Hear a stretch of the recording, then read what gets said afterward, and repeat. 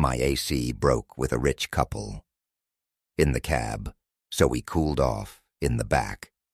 The Nevada desert is God's frying pan, plain and simple. I was somewhere on Route 95, a stretch of road so straight and empty you could fall asleep for 10 minutes, wake up, and still be in your lane, probably with the same damn tumbleweed bouncing along beside you. The sun was a merciless bastard, an angry yellow eye in a bleached blue sky, beating down on the asphalt until the air itself shimmered with heat. It looked like the whole world was melting. My Kenworth, the beast of burden, was handling the 110-degree heat just fine, her big Cummins diesel thrumming along like it was a pleasant spring day. She's a good old girl, but my air conditioner was another story. It was groaning like an old man trying to stand up after a long nap in a bad chair.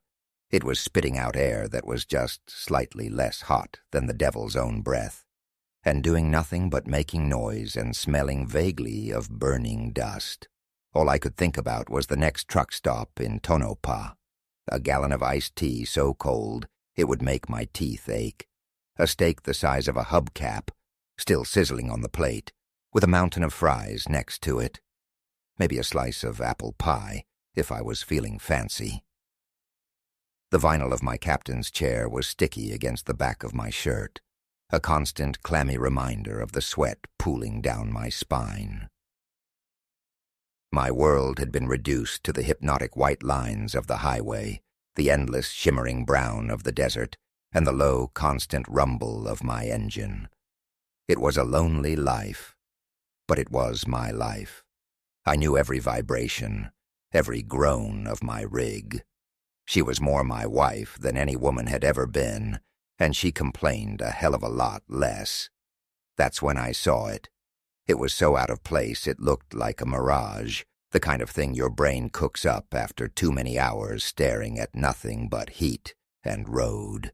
A brand new, shiny black Range Rover, parked on the gravel shoulder, looking like a panther that had decided to take a nap in a sandbox.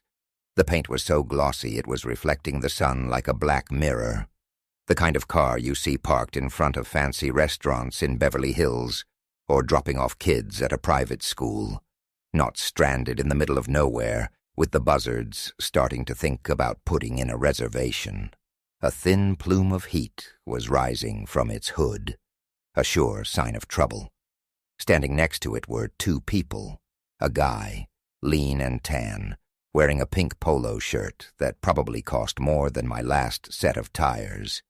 He was pacing back and forth, gesturing at the car like he was arguing with it, his movements sharp and angry. He looked like he was about to fire the damn thing. And a woman. Lord have mercy, the woman. Even through the heat haze and the dirty windshield, I could see she was sculpted by angels. The kind of woman who makes you stop what you're doing and just stare. Long dark hair pulled up in a messy ponytail, with little sweaty strands stuck to the back of her neck in a way that was way hotter than it had any right to be.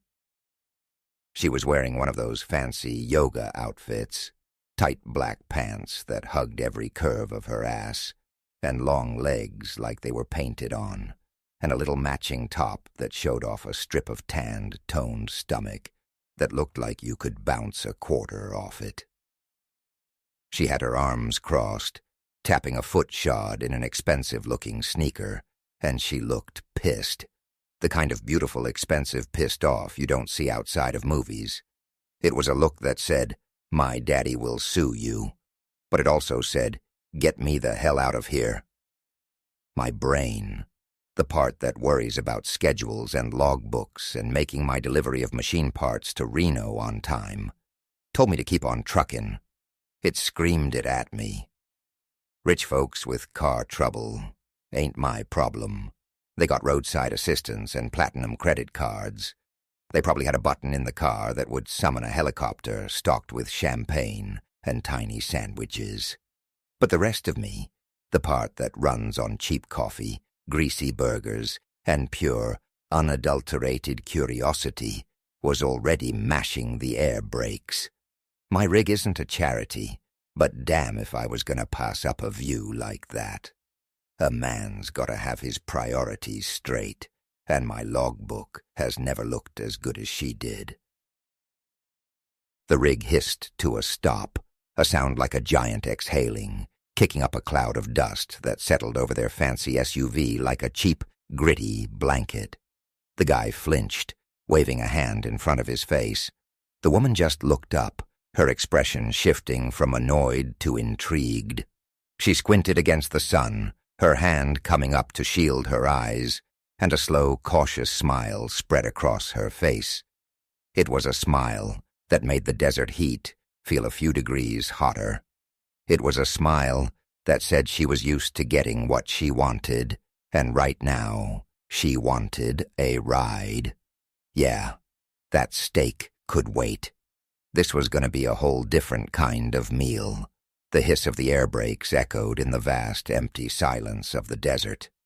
I killed the engine, and the sudden quiet was almost as loud as the rumble had been. The only sound was the faint ping, ping, ping of my engine, cooling in the oppressive heat. I watched them in my side mirror as they walked toward the cab, their movements slow and weary, like they'd been baking out here for a while. The heat rolled off the pavement in visible waves, making them look like shaky figures in a dream. The guy was in the lead, of course, marching toward me like he was about to read me my rights. The guy, Leo, I'd soon learn, strode up to my door with the kind of confidence that only comes from a lifetime of things going his way. He wasn't asking for help. He was expecting it, like I was some sort of pre-ordered Uber with 18 wheels. "Hey, buddy," he said, looking up at me, shielding his eyes with a hand that had a stupidly expensive-looking gold watch on the wrist. The sun glinted off it, nearly blinding me. Our car, it seems to have run out of gas. Can you believe it? The gauge must be broken. He said it like it was a personal insult from the car manufacturer, like the engineers in England had specifically plotted against his afternoon drive. My eyes drifted past him to the woman, Chloe. She was hanging back a step, looking at my rig with a mixture of awe and suspicion, like it was a spaceship that had just landed from a planet made of rust and diesel fumes. Sweat was glistening on her collarbones, catching the harsh sunlight. It beaded on her upper lip, and I had the sudden insane urge to lick it off. The tight black fabric of her top was damp, clinging to her in a way that left absolutely nothing to the imagination. I could see the outline of her ribs when she breathed, the perfect circle of her navel. She had the kind of body that made you want to start going to the gym, or at least think about it for a minute before ordering a double bacon cheeseburger. Her eyes, dark and intelligent, scanned the massive chrome grille, the towering exhaust stacks, then flicked up to me, sitting high in my throne. "Get in," I grunted. It's my standard line, no frills. Next town's a good 50 miles. You'll be human jerky by the time you walk there. Leo's face split into a relieved, smug grin. Fantastic. We really appreciate it. He pulled the passenger door open, and a wave of heat, thick and smelling of hot metal and asphalt, washed into my relatively cool cab, ruining what little progress my dying AC had made. He climbed the steps with an athletic grace that annoyed me, settling into the passenger seat and immediately starting to fiddle with the air vent, directing it at his face. "Ah, that's the stuff. A little weak, but better than nothing." He ran a hand through his perfectly styled hair. He probably had a guy for that. Then it was Chloe's turn. She was less certain. She placed a delicate hand on the grab bar, her painted nails a stark blood red against the worn, sun-bleached metal. "It's high up," she said, her voice a little breathless, a little hesitant. She looked from the top step down to the ground and back up, like she was calculating the risk of a fall. "It's a truck, not a sports car, sweetheart," I said, trying to sound gruff and unbothered, but my eyes were glued to her every move. My heart was thumping a slow, heavy rhythm against my ribs. She shot me a look, a little flash of fire in her dark eyes that I liked immediately, before swinging a leg up, and what a leg it was. Long, lean, and wrapped in that thin, black stretch fabric that seemed to amplify every curve. My gaze followed the perfect line of her calf, up past her knee, to the swell of her thigh, to the point where it disappeared into the shadow of her shorts. She moved with the slow, deliberate poise of a dancer, even climbing into a greasy 18-wheeler. As she slid into the cab, bringing her other leg up, I got a full-on whiff of her. Not cheap perfume from a gas station, but something light and expensive. Citrus and maybe jasmine. It cut right through the familiar scent of diesel, old coffee, and the ham sandwich I'd eaten for lunch, and it was intoxicating. It was the kind of smell that makes a man want to lean in closer, to bury his face in her neck and just breathe. The problem was there was nowhere for her to go.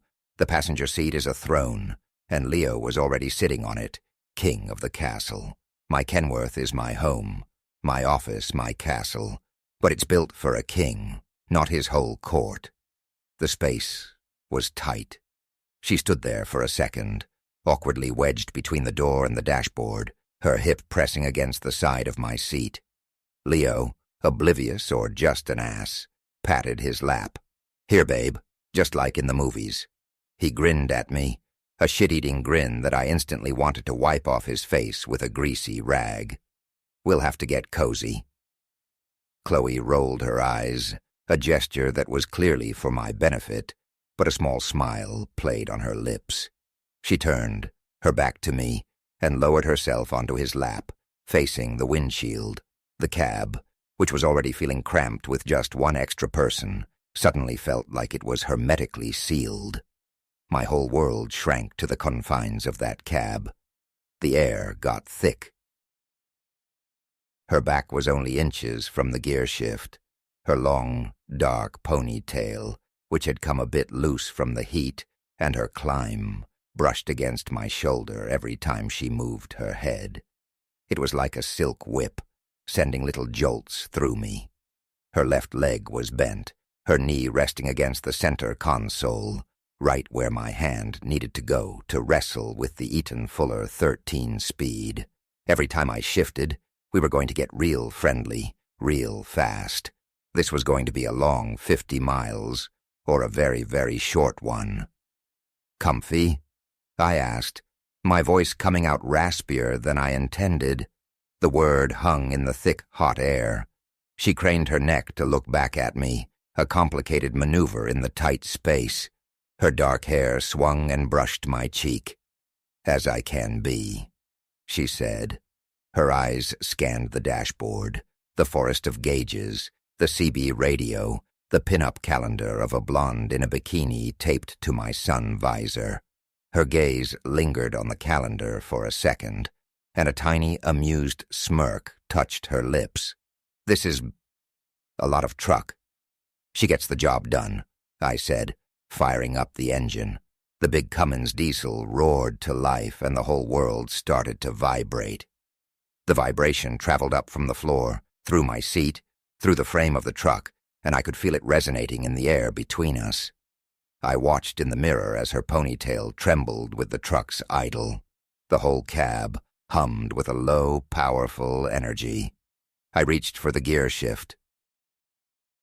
My knuckles, calloused and grease-stained, brushed against the smooth, warm fabric covering her knee.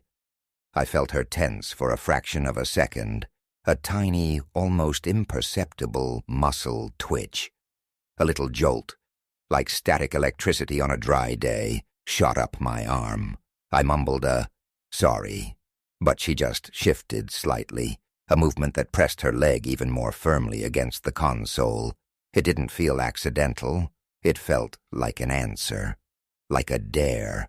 I jammed the truck into gear and eased it back onto the highway, the trailer groaning as it straightened out.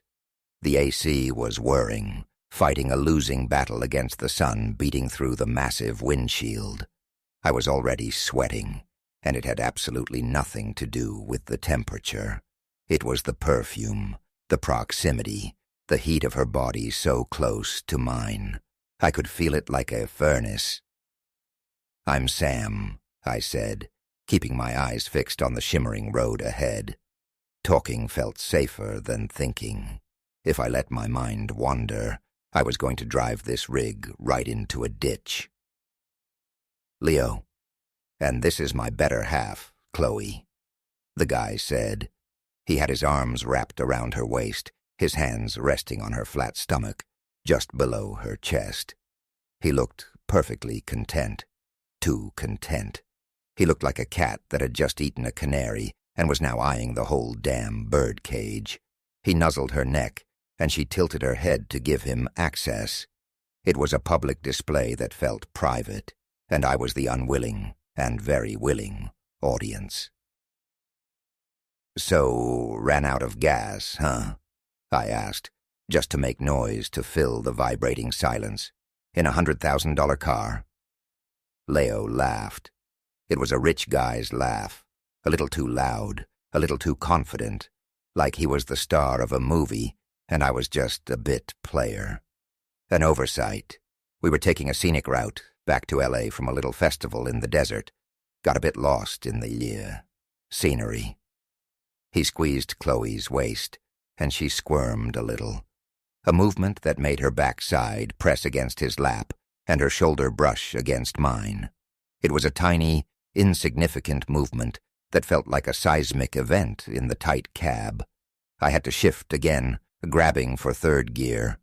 I braced myself, trying to angle my hand to avoid contact. But there was no room.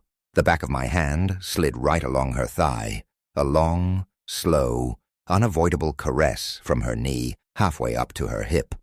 The fabric was so thin, I could feel the solid-toned muscle underneath. I could feel the heat of her skin right through the material. It was like touching a live wire. Her skin felt impossibly smooth, impossibly hot. I pulled my hand back to the wheel like I'd touched a hot exhaust pipe. My heart was hammering against my ribs like it wanted out. My palms were sweating on the steering wheel. I risked a glance at Leo in the passenger side mirror. He wasn't angry. He wasn't even looking at me. He was whispering something in Chloe's ear, his lips against her skin, and she was giggling, a low, throaty sound that vibrated right through me. He looked up and caught my eye in the mirror, and he gave me a slow, knowing wink. What the hell was their deal? Were they messing with me? Was this some kind of weird rich people game? My gut told me yes, and every red-blooded part of my body told me I wanted to play. We drove on, the desert landscape a monotonous blur of brown and beige. The cab was getting hotter. The AC was definitely losing power, just spitting out lukewarm, recycled air that smelled faintly of Freon and failure. The sun was relentless. The air was thick with the smell of her perfume, hot vinyl, my own nervous sweat, and a weird unspoken tension that was thicker than all of it. Every few minutes I had to shift gears, and every shift was a fresh new hell of accidental contact. My knuckles against her knee, the back of my hand on her thigh. Once my whole forearm pressed against her leg as I reached for a higher gear, and neither of us moved for a long second. "God, I'm bored," Leo announced suddenly, breaking the silence.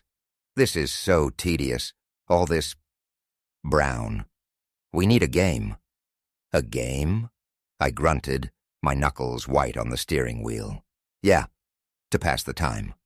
How about 2 truths and a lie?" he said, looking at me in the side mirror. His eyes were sharp, intelligent, and full of mischief. "You ever played, Sam? Or is your life just one long, straight road?" There was a challenge in his voice. He was sizing me up, treating me like the hired help, the local color, a temporary diversion. "I've played," I said, my jaw tight. "Fine, rich boy. Let's play." "Excellent," he chirped. "I'll go first." He thought for a moment, a theatrical finger to his chin. "Okay. 1. I've raced cars professionally. 2. I once had dinner with the King of Sweden. 3. I'm deathly afraid of clowns." Chloe giggled, the sound like little bells in the rumbling cab. "The clown one is the lie. You love horror movies. You made me watch it twice." "Damn, she knows me too well," Leo said, kissing her shoulder. "Your turn, Sam. Impress us. Give us a glimpse into the fascinating life of a modern-day cowboy." I thought for a second, my eyes on the road. Let him think I was just some dumb hick. "All right. 1. I won a hot dog eating contest in St. Louis. 52 dogs in 10 minutes. 2. I've never been to Canada. 3. The woman on my calendar is my ex-wife." Chloe turned her head to look at me, a real, genuine smile on her face now. It transformed her from just hot to dangerously beautiful.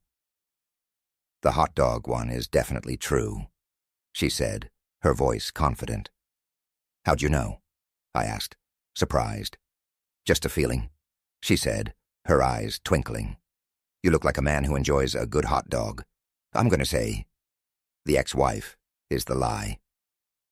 "Bingo," I said, a slow grin spreading across my face. "Never been married. Too much of a moving target." I winked at her in the mirror, a bold move, but it felt right.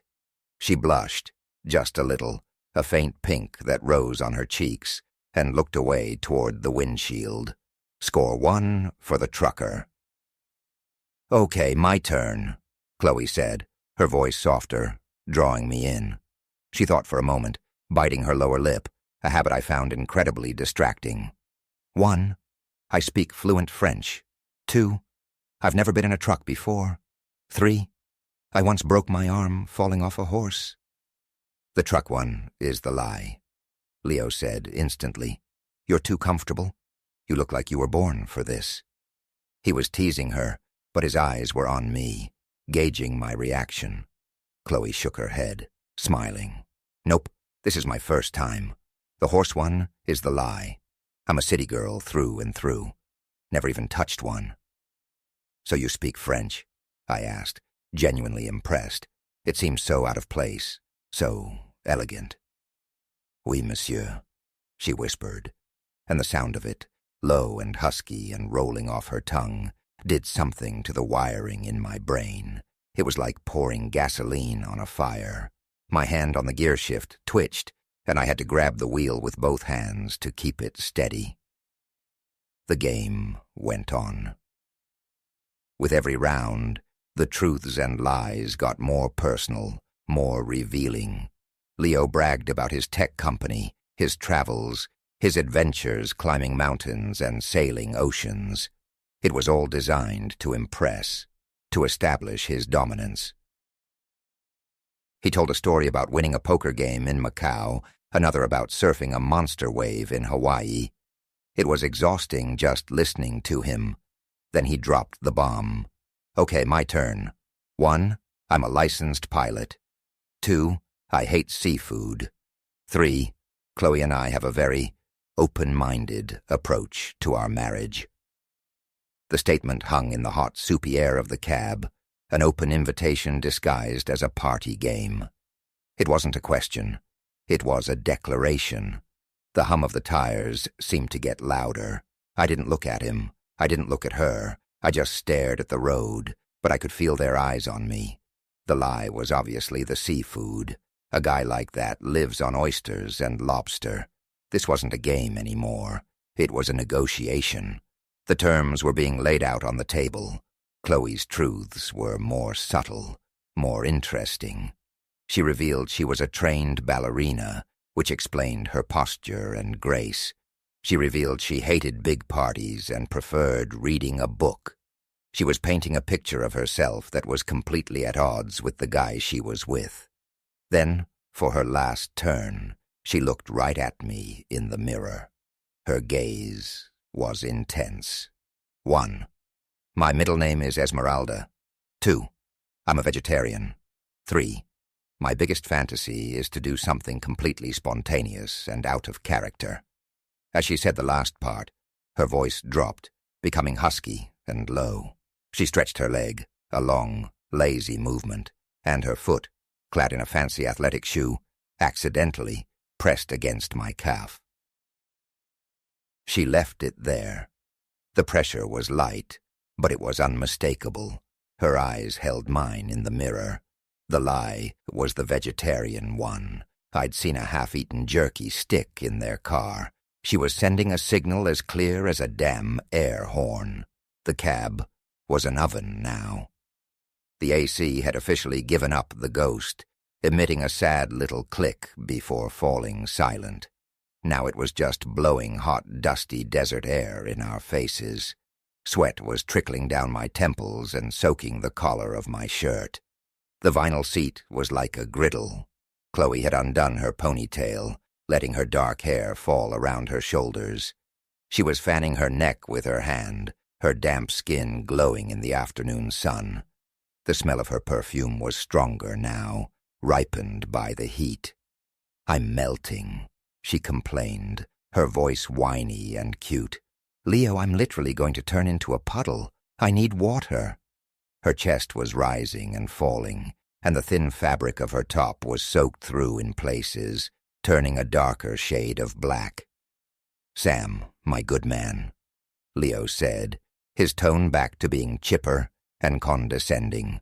"You got any water for a damsel in distress?" "Cooler's behind my seat," I grunted, my throat dry for a whole different reason. Getting to it was a logistical nightmare. It was a comedy of errors and intimate contact. Chloe had to lean all the way forward, her chest pressing against the dashboard, giving me a spectacular view of her toned back and the delicate strap of her bra. Leo had to twist around her, his arm brushing her hair. I had to reach back with my right arm, squeezing it into the tight space between Chloe's back and my seat. The result was a clumsy, intimate tangle of bodies. My arm was wedged against her. My cheek was buried in her hair, and it smelled like citrus and sweat and woman. I could feel the heat radiating off her skin, the fine texture of the fabric of her top. For a moment we were all stuck, a 3-person pretzel in the front seat of a Kenworth, and nobody seemed in a hurry to get untangled. My fingers brushed something cold and plastic. I finally snagged a bottle of lukewarm water and handed it to her. Our fingers brushed. Her skin was hot and slick, with a fine sheen of sweat. She took a long drink, water dribbling down her chin and onto her chest, tracing a dark, wet path down into the valley between her breasts. She didn't bother to wipe it away. She just looked at me over the top of the bottle, her dark eyes holding mine, daring me. That's when the truck gave a little sputter. Not the engine, thank God, but something else. The check engine light flickered on, an angry orange eye on my dashboard. A new, more alarming smell started to fill the cab, the acrid, sickening scent of burning electronics. "The hell is that?" Leo asked, sniffing the air, his nose wrinkling in disgust. "AC compressor just seized, I think," I said, my stomach tightening. This was not good. The heat's killing it. "It's gonna be a furnace in here in about 5 minutes." "Fantastic," Leo muttered, pulling at the collar of his expensive, now sweat-stained polo shirt. "Just peachy." "We're going to cook in here," Chloe moaned, fanning herself frantically with her hands. "I can't take this heat. Sam, I'm serious." She looked genuinely distressed, her face flushed, her breathing shallow. I had an idea, a terrible, wonderful, career-endingly bad idea. The kind of idea that only makes sense when you're half delirious from heat, and have a goddess in yoga pants sitting 6 inches away from you, practically begging for a solution. The sleeper has its own unit, I said, my voice low, almost a growl. Separate battery-powered AC. It's always ice-cold back there. Silence. The only sound was the hum of the tires on the hot asphalt and the pathetic, dying whir of the dashboard fan. The air was so thick you could chew it. The unspoken offer hung there between us, heavy and full of possibility. Leo looked at Chloe. Chloe looked at Leo. Then they both looked at me. A slow, predatory grin spread across Leo's face. It wasn't the smug grin from before. This was something else. This was the grin of a man who just found the secret level in a video game. "Well, what are we waiting for?" he said, his voice dropping to a conspiratorial whisper. "Lead the way, Sam. It's time to cool off." Getting all 3 of us from the cab into the sleeper was like trying to stuff 10 pounds of potatoes into a 5-pound sack. It was a clumsy, sweaty scramble of limbs and apologies that weren't really apologies. I pulled the rig over to the shoulder again, the big tires crunching on the gravel. Leo went first, nimble and quick, disappearing through the narrow crawl space between the seats with the agility of a gymnast. Then it was Chloe's turn. She stood on the passenger seat, balancing on the worn vinyl. To get through, she had to turn and face me. I had to put my hands on her waist to guide her, to steady her. Her skin was electric under my palms. She was all firm muscle and soft curves, and she smelled like heaven and sin. For a second, we were face to face, her hands on my shoulders, my hands on her waist, the heat from our bodies mingling in the suffocating air. She gave me a tiny, secret smile before pushing off and disappearing into the back. I squeezed through last, my big frame protesting at the contortion. The change in temperature was a physical shock. The sleeper was an icebox. A powerful, dedicated AC unit I'd installed myself was humming away, blasting frigid air into the small space. It felt incredible, like diving into a cold lake on a hot day. The sleeper was my whole world on the road. A bunk with a firm mattress covered in a plain blue blanket, a tiny closet, a mini fridge stocked with water and jerky, and not much else. The only light came from the merciless afternoon sun filtering through the small curtained window, painting everything in a hazy, dreamlike orange glow. "Oh, thank God," Chloe breathed, closing her eyes and letting the cold air wash over her. She was standing in the tiny space between the bunk and the wall, her body glistening with sweat, her chest rising and falling rapidly. "This is amazing. See, Sam here thinks of everything," Leo said. He was already kicking off his loafers and peeling off his damp polo shirt. He had the lean, defined torso of a guy who spends more time with a personal trainer than I do with my own family. He tossed the shirt onto the floor and sat on the edge of my bunk, like he owned the place, stretching out his legs. Chloe's eyes met mine, across the small, cold space. There was no game anymore, no lies, no truths, just a raw, palpable energy crackling in the air, a static charge waiting for a spark. Her eyes were dark and bottomless. Slowly, deliberately, she reached behind her back. I watched, mesmerized, as her fingers worked the clasp of her top. The thin black fabric fell away, and she let it drop to the floor. She was wearing a tiny, strappy black lace bra that seemed more decorative than functional. It was a whisper of fabric against her tanned skin, barely containing the swell of her breasts. "It's still too hot for clothes, don't you think?" she said, her voice a low purr that vibrated through the cold air. My mouth was as dry as the desert outside. My tongue felt thick. I could only nod, my brain having apparently short-circuited. I felt like a statue, frozen in place by the sight of her. She hooked her thumbs into the waistband of her yoga pants and began to shimmy them down her hips. The movement was slow, hypnotic, a deliberate performance just for me. The pants slid down her long, toned legs, over her perfect round ass, and pooled around her ankles. She kicked them off, one foot at a time, leaving her standing in nothing but the lace bra and a matching thong that barely covered anything. Leo patted the mattress next to him, his eyes glinting with amusement and something else. A competitive fire. "Don't be shy, Sam. Plenty of room." Chloe didn't wait for an invitation. She turned and crawled onto the bunk, her movements fluid and feline. She knelt between Leo's legs, put her hands on his chest, and kissed him, a long, slow, deep kiss that was both intimate and a complete performance. But her eyes, over his shoulder, were on me. They were wide open, dark, and they were daring me, challenging me, inviting me. Then Leo broke the kiss. He looked at me, that competitive fire in his eyes burning brighter. "You're not just gonna stand there and watch, are you, big guy?" he said, his voice a playful taunt. "This isn't a spectator sport." He reached out, grabbed the front of my sweaty, grease-stained t-shirt, and pulled hard. The fabric strained, and a button popped off, pinging against the wall.